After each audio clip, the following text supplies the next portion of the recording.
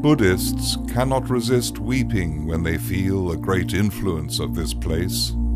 As soon as I put my forehead on this Buddha's diamond throne, a thought came to my mind. It was to dedicate myself to protect this holy place.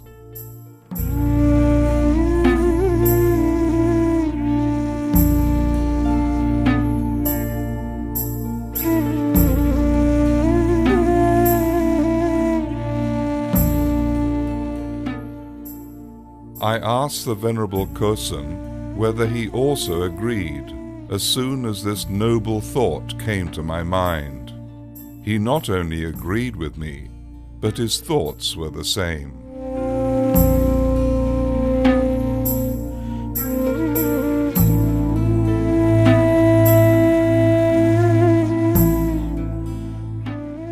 From that day for 6 weeks, Dharmapala wrote a great many letters to world Buddhists, informing them of the plight of Bodhi and its decline due to the incumbent Hindu priest.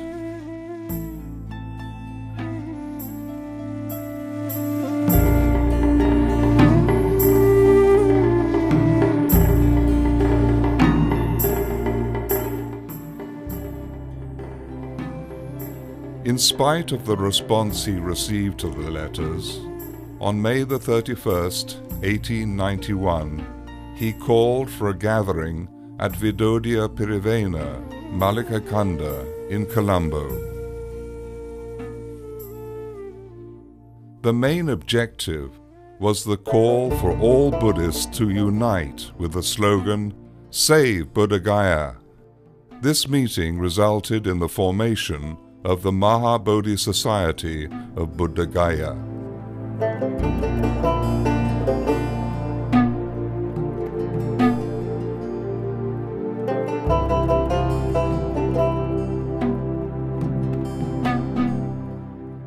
On his second visit to Bodhi Gaya, Dharmapala was accompanied by 3 monks, and they all stayed at the Burmese hermitage.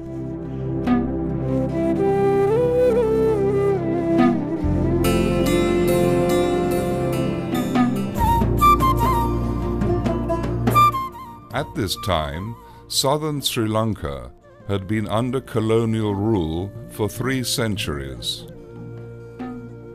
Dharmapala's father, Don Carolus, was born in the southern coastal town of Mathura. He migrated to the capital, Colombo, and started a furniture business. He married Mallika, the daughter of A.P. Dharmagunawardena, a landing proprietor in Colombo. He then began the popular furniture shop of H. Don Carolus and Sons in 1860.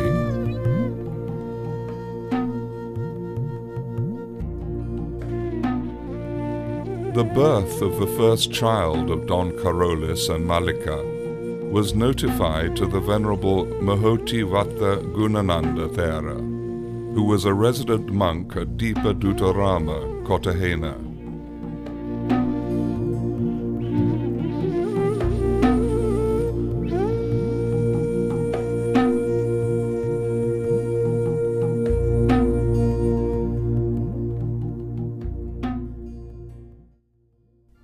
However, at that time, the birth of a child had to be registered by the rector of the local church, and the name David was given to the baby.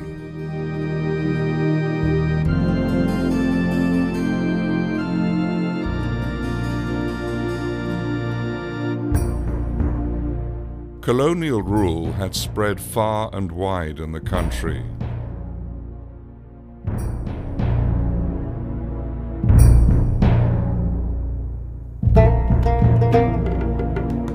But the historic Panadura debate of 1873 changed the course of events in Sri Lanka.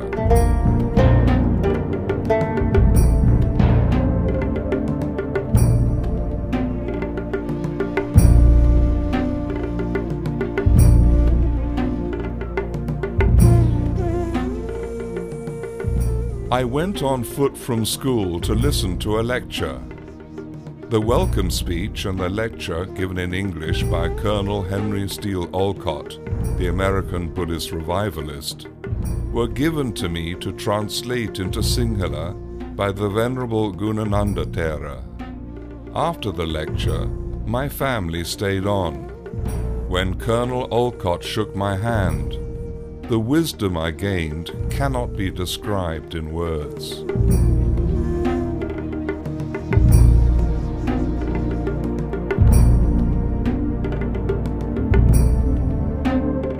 David Heva Vitarana, who studied at St. Benedict's, St. Thomas's and Royal College, and Vidyodia Pirivena, enhanced his knowledge of Western and Oriental languages and arts. He left government service and became a full-time worker with Colonel Olcott in order to join his lecture tours around the world.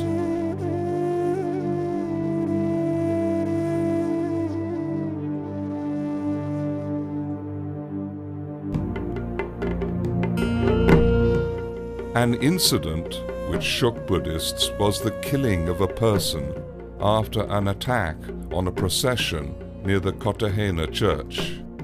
This incident was brought to the notice of the British government by Colonel Olcott as a violation of the Kandyan Convention of 1815.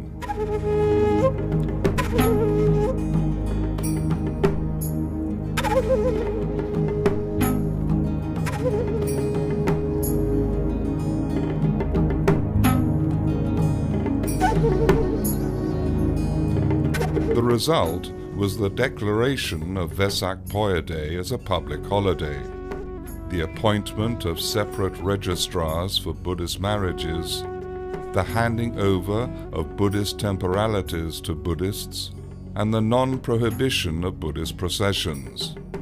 This led to the creation of the Buddhist flag.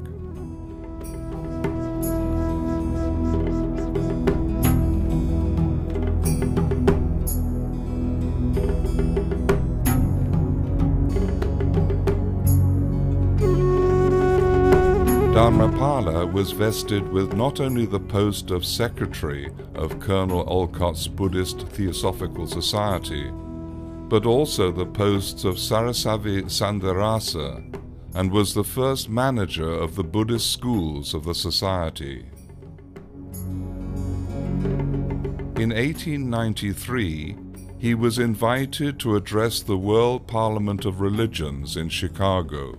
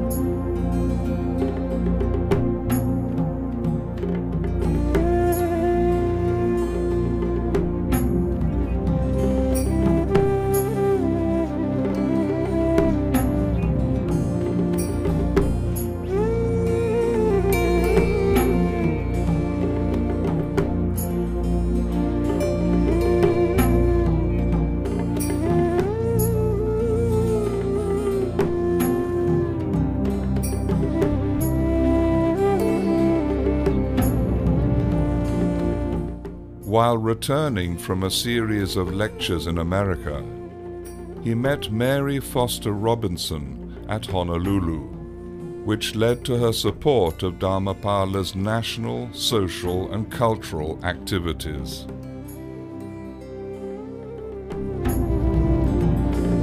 She helped Dharmapala to establish printing presses, hospitals, schools, temples, and dargahas, as well as to purchase buildings for the Maha Bodhi Society all over the world.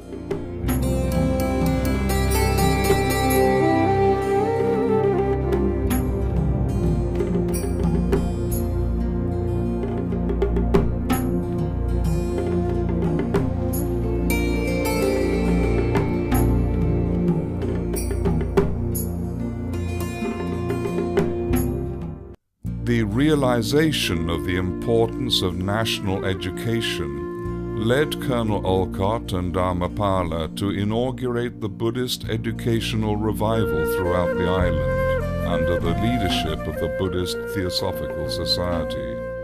At the time, rural Buddhist children did not have a place to go to school. With the blessings of the government, the missionaries established schools throughout the country. In 1881, Colonel Olcott established a Sunday school in Colombo, and on November 1st, 1886, with the cooperation of the Venerable Hikkaduwe Sri Sumangala, an English school was established for Buddhist children, which later became known as Ananda College. In 1901, Dharmapala's Maha Bodhi Society established over 100 schools around the country.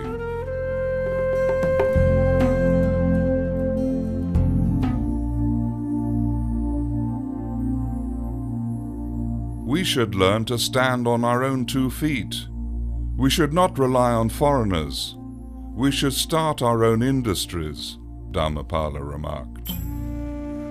In order to initiate local industries, Dharmapala sent youths to Europe and Japan to be trained in the production of safety matches, furniture, ceramics, clay, and printing presses.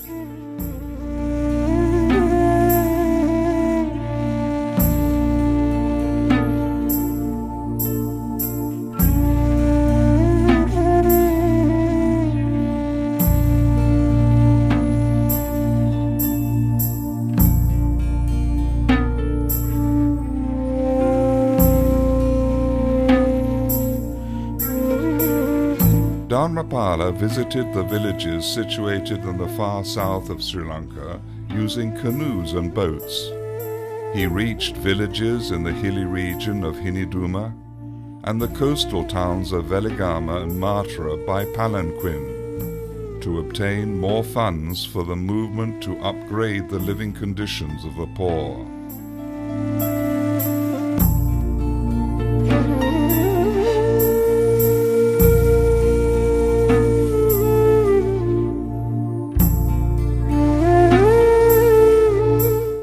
Then purchased plantations and built schools, hospitals, and temples.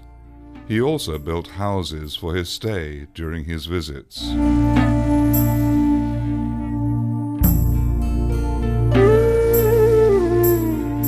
In order to revive the nation, in 1906, Dharmapala, under the Maha Bodhi Society, commenced the Sinhala Baudia newspaper.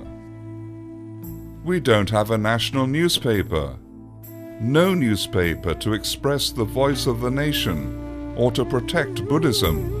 Sinhalese awake! Free Buddha Gaya was the slogan.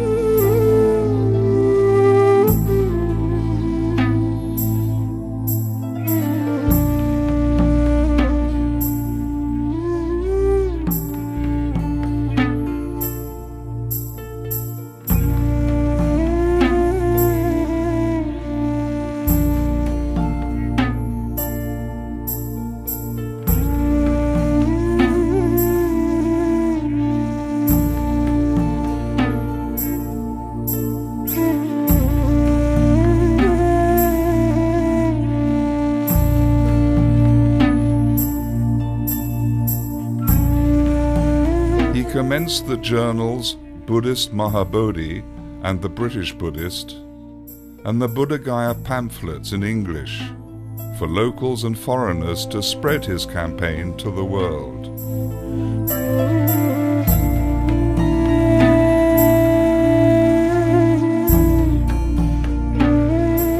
The railway strike in Colombo in 1912 against the imperial government resulted in not only the crippling of the city, but the whole country.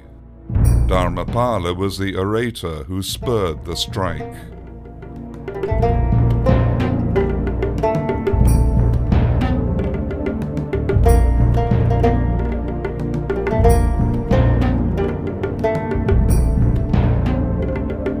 The 1915 communal riots were a watershed in the colonial history of Sri Lanka.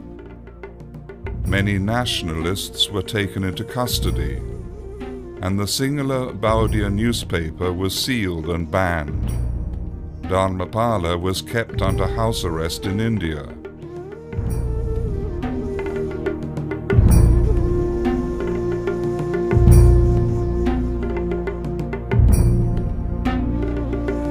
During which time he wrote letters condemning colonial rule. Constantly reading the Tripitaka, he compiled a book titled Satya Muni Dharma.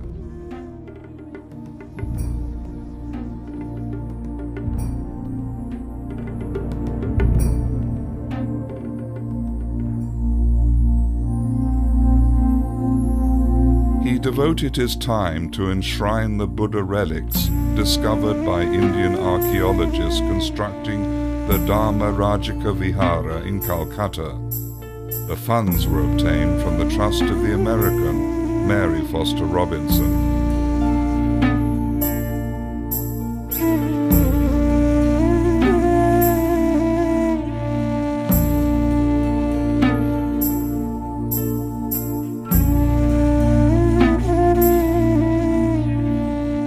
Uttering phrases such as arak drinker, polecat, beefeater and slave, he opposed the opening of taverns by the British government all over the country.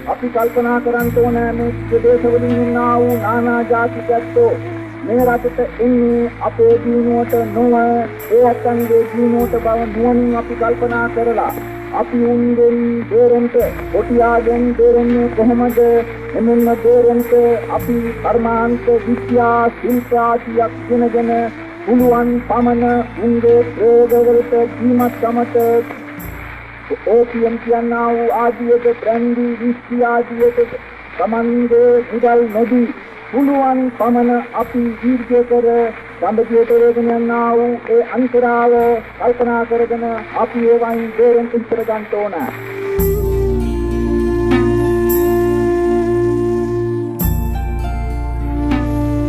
Victor House was the last place Dharmapala stayed in this country. From there he witnessed the erection of the Dagaba of the Vidyodhya Pirivena. There he read in a newspaper that British archaeologists in India had discovered the spot at which the Buddha had made his first sermon after enlightenment.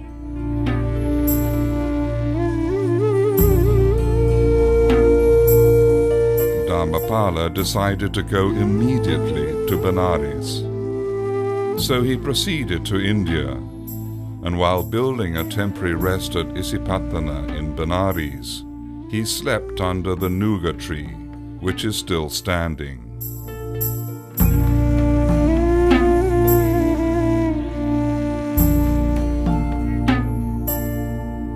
Spending difficult days there, he built a Mullagandakuti Vihara at Isipatana.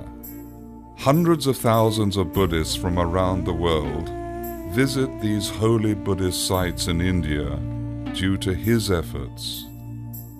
By this time, under the leadership of Dharmapala, temples, bhikkhu residences and centers of Buddhism were built in Kusinara, Saranath, Madras, Lumbini, London, Tokyo, Berlin, in addition to Buddha Gaya.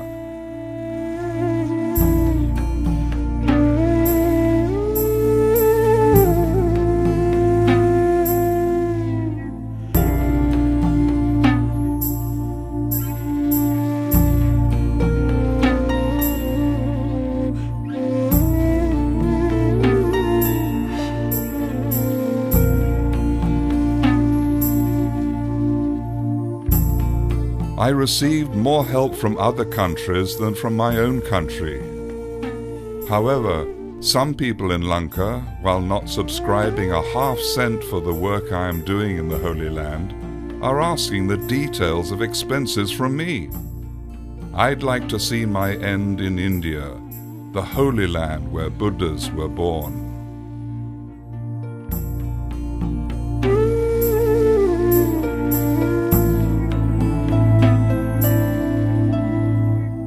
Dharmapala made the last speech in his motherland before boarding the ship for India.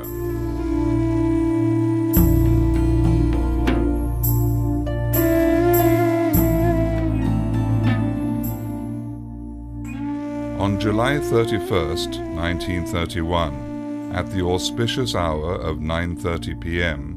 in the Mullagandakuti Vihara at Isipatana, he was ordained as Sri Devamita Dharmapala.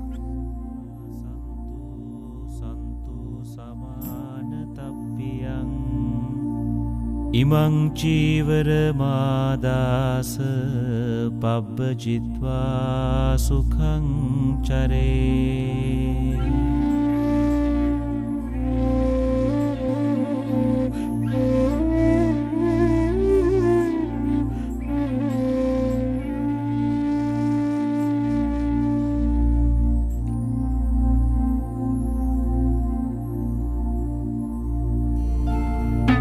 On January the 16th, 1933, when he was 69, he received higher ordination in the presence of bhikkhus from Sri Lanka.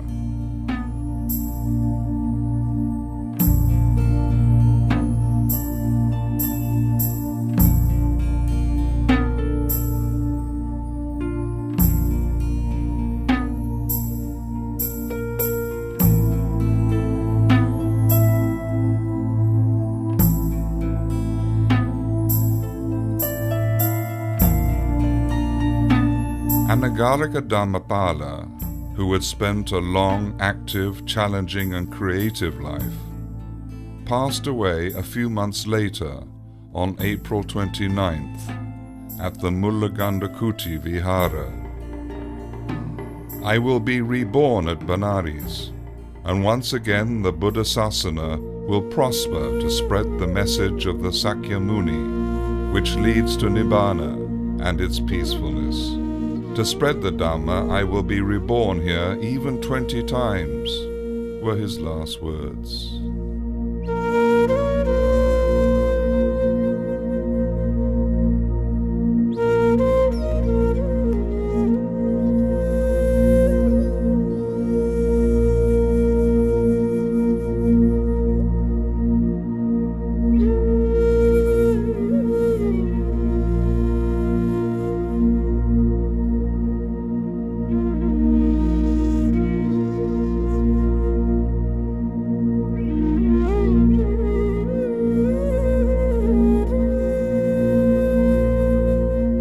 At the time Sri Devamita Dharmapala expired, I was a prisoner under the police commissioner of Benares and had to obtain permission from him to stay in Benares until the cremation.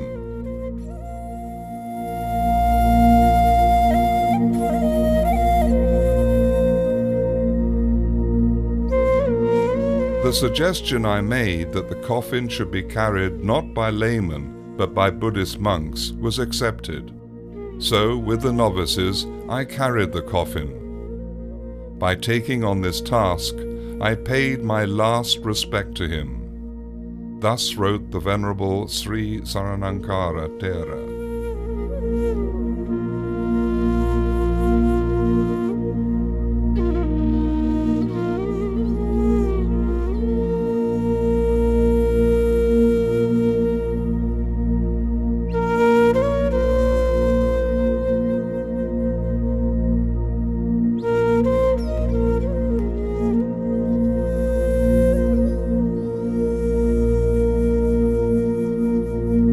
At the request of Dharmapala Thera, part of his ashes were interred at the Mullagandakuti Vihara, and the rest was taken to Sri Lanka after veneration at the Buddhist Theosophical Society headquarters in Madras. Thereafter, the ashes were taken to Talemana by ship and by train to Colombo Fort. From Fort, they were taken to Vidyodia Pirivena, Malika Kanda, amidst a large gathering.